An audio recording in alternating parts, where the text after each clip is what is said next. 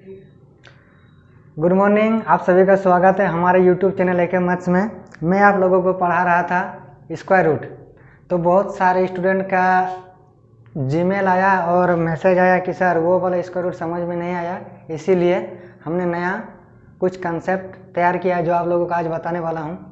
देखिए, सबसे पहले कि आपको 1 से लेकर 10 तक तो स्क्वायर रूट सभी को याद रहता है।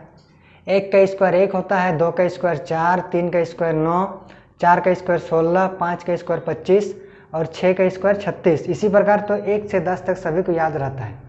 तो हम यहाँ पर थोड़ा सा देखेंगे कि मान लेते हैं किसी संख्या का अगर 1 है, कोई संख्या 1 है, तो वो या तो 1 का स्क्वायर होगा या फिर 9 का स्क्वायर होगा।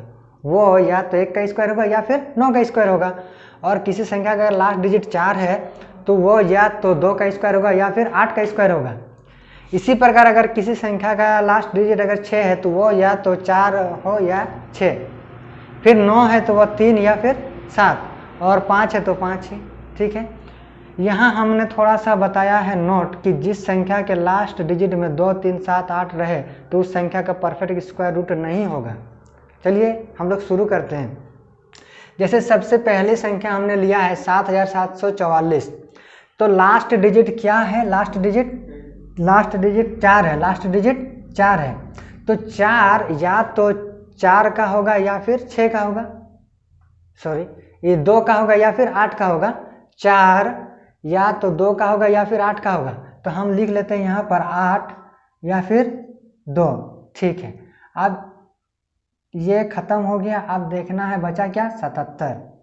तो 77 किसके किसके स्क्वायर रूट के बीच में होता है ना? 8 का स्क्वायर 64 और 9 का स्क्वायर 81। मतलब 8 का स्क्वायर और 9 के स्क्वायर के बीच में ही होता है 77, मतलब 77। तो ये दोनों में हमेशा छोटा संख्या ही लिखना है। ये दोनों में हमेशा छोटा संख्या ही लिखना है। तो हमने लिख लिया 8। इसका मतलब हम लोगों के पास बहुत सारा संख्या था जिसमें से 2 संख्या आ गया। यही 2 संख्या में से ही कोई एक संख्या होगा। यही 2 संख्या में से कोई एक संख्या होगा। तो क्या होगा? 99% ऑप्शन में आप लोगों को 2 में से कोई एक ही होगा। लेकिन बहुत सारे स्टूडेंट का, मैं ऑफलाइन में पढ़ाता हूँ, तो बहुत सारे स्टूडेंट का ये माइंड में सवाल उठता है कि सर अगर दोनों में से दोनों ऑप्शन में रहे तो क्या मारेंगे? दोनों में से दोनों ऑप्शन में रहे तो क्या मारेंगे? तो उसका भी जवाब यही है कि इस 8 और 9 को गुना करना है। 8 और 9 को गुना करना है तो कितना हो जाएगा ना? 72। 8 और 9 को इंटू करेंगे तो 72। अब 72 से देखेंगे 77 अधिक है कि कम है? अधिक है कि कम है? तो 72 से 77 अधिक है तो ये बड़ा वाला आंसर होगा। अगर 72 से 77 कम रहता तो छोटा वाला आंसर। मुझे पता है कि 80 से 90% स्टूडेंट को कुछ भी समझ में नहीं आया है, लेकिन इसका टेंशन बिल्कुल भी नहीं लेना है। इस बात का फुल गारंटी है कि मैं किसी को भी मैथ सिखा सकता हूँ। उसी प्रकार आप लोगों को एक ही काम है कि आप लोगों को रेगुलर बने रहना है और हाँ या ना बोलते रहना है। ठीक है, मेरे पास मैथ सीखने का सिर्फ 2 ही रूल है, या हाँ या ना और रेगुलर। चलिए, मुझे पता है कि 80 से 90% स्टूडेंट को समझ में नहीं आया, लेकिन समझाने की गारंटी हम लेते हैं। वो आप मैथ हमको किसी भी तरह से कैसे समझाएं वो आप मुझ पर छोड़ दीजिए। ठीक है ना? चलिए नेक्स्ट क्वेश्चन देखते हैं। तो नेक्स्ट क्वेश्चन अगर हम देखें तो लास्ट डिजिट क्या है ना? 6 है। तो 6 है तो वो या तो 4 होगा या फिर 6 होगा। 4 होगा या फिर 6 होगा। अगर 6 है तो वो या तो 4 होगा या फिर 6 होगा। ये दोनों में से कोई एक होगा। अब इस दो संख्या को काट देना है। अब बचा क्या ना? 40। अब 40 जो बचा वो किसके किसके बीच में है ना? 6 के स्क्वायर के बीच में है और 7 के स्क्वायर के बीच में है। 40 36 और 49 के बीच में ही है ना? ठीक है, तो 6 और 7 के बीच में हमेशा छोटी ही संख्या लेना है। हमेशा छोटी ही संख्या लेना है। अब इतना सारा संख्या में मेरे पास 2 संख्या आ गया। मेरे पास 2 संख्या आ गया क्या ना? 66 और 64। 66 और 64 की ये दोनों संख्या में से कोई एक ही संख्या होगा जो 4096 का स्क्वायर रूट होगा। अभी क्या होगा देखते हैं। 99% में ऑप्शन में तो ये दोनों में से कोई एक ही रहेगा, लेकिन बहुत सारे स्टूडेंट का दिमाग में ये सवाल उठता है कि सर दोनों रहे तो क्या करेंगे? तो ठीक है, दोनों रहे तो इस दोनों को गुना कर लेना है, मतलब 6 और 7 को इंटू करेंगे, 6 और 7 को इंटू करेंगे तो कितना होगा 42। अब इस 42 से 40 कम है कि ज़्यादा है? कम है। 42 से 40 कम है, तो छोटा वाला आंसर, तो छोटा वाला आंसर, ठीक है। 42 से 40 कम है तो छोटा वाला आंसर। अगला देखते हैं। धीरे धीरे आप लोगों को सब समझ में आएगा कि आप लोग रेगुलर बने रहें, रेगुलर मेंटेन करते रहें। पहली बार में तो आप लोगों को लगेगा अरे ये तो मुझसे होगा ही नहीं, मैं तो इस जन्म में इसको सीख ही नहीं पाऊंगा। दूसरी बार में लगेगा नहीं, दूसरी बार जब देखिएगा तो लगेगा हाँ कि मैं कुछ सीख सकता हूँ, और तीसरी बार में तो एकदम पूरा क्लियर। इसी प्रकार रेगुलर आपको बने रहना है।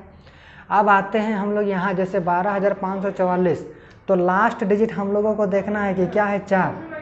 तो 4 है, यानी कि वो या तो 2 होगा या फिर 8 होगा, या वो या तो 2 होगा या फिर 8 होगा, ये वो या तो 2 होगा या फिर 8 होगा, ठीक है।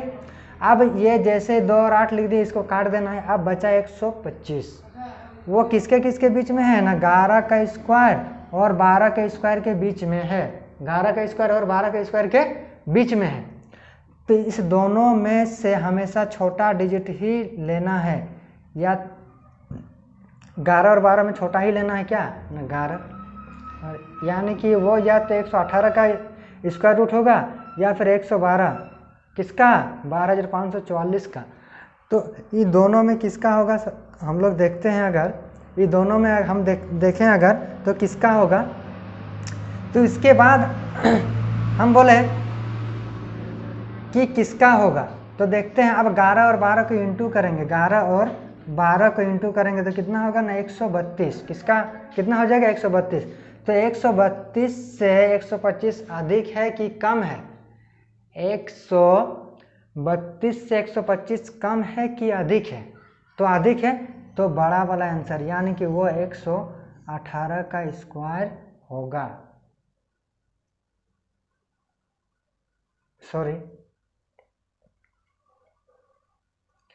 वो 132 से 125 कम है ना, 132 से 125 कम है तो वो 112 का स्क्वायर होगा, ठीक है। अब आते हैं नेक्स्ट में कि लास्ट डिजिट क्या है 5, तो कोई टेंशन नहीं, ये 5 का ही स्क्वायर है, 5 है, हाँ या ना 5 है, ठीक है। 5 जब है तो अब यहाँ चेक करना है कि इसको तो काट दिए, 5 है तो कोनो टेंशन ही नहीं लेना है। अब 5 जब है तो ये किसके किसके बीच में है 90 है आपका 9 नाम 81, मतलब 9 और 10 के बीच में है, 9 और 10 के बीच में हमेशा छोटा ही डिजिट लेना है, यानी कि 95 हो गया आपका आंसर। इसी प्रकार हम लोग मिलेंगे नेक्स्ट वीडियो में इम्परफेक्ट नंबर्स का स्क्वायर रूट। इम्परफेक्ट नंबर मतलब जैसे √10, √11 का स्क्वायर रूट कैसे निकालते हैं ट्रिक में, वो देखेंगे। चलिए दोस्तों, आप लोग सब लोग कोरोना काल में घर में बने रहिए, घर में रहिए, सेफ रहिए और पढ़ाई करते रहिए।